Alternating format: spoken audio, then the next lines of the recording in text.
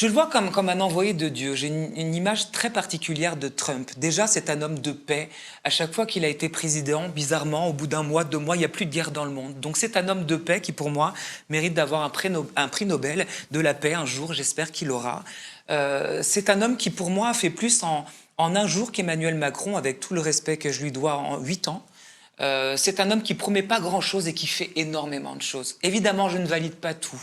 Je n'aime pas l'exclusion, je n'aime pas certaines choses par rapport aux trans, etc. C'est des sujets que j'évite d'aborder parce que c'est pas, voilà, je suis pas trans, donc c'est pas à moi d'aborder ces sujets-là. Je ne valide pas tout, mais pour moi, c'est un homme extraordinaire. C'est un père de famille extraordinaire, c'est un grand-père extraordinaire.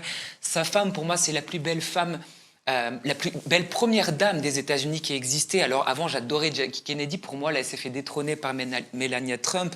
Je la trouve belle, chic, élégante, indémodable. J'aime ses enfants, j'aime sa famille, j'aime ce mec qui s'est écroulé, qui s'est relevé 1000 fois. Ce mec qui avait tout réussi, qui n'avait pas besoin d'être président finalement pour réussir sa vie. D'ailleurs, il prend même pas son salaire de président parce que de toute façon, il n'en a pas besoin.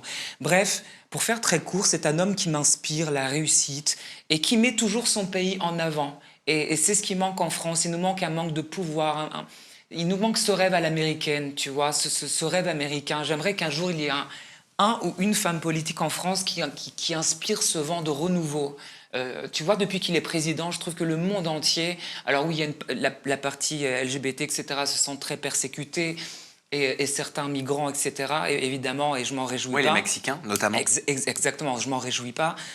Mais d'un autre côté, il y a un vent de liberté, de retour à la norme, voilà, de patriotisme, d'amour de l'Amérique. Et tout ça, moi, ça m'inspire.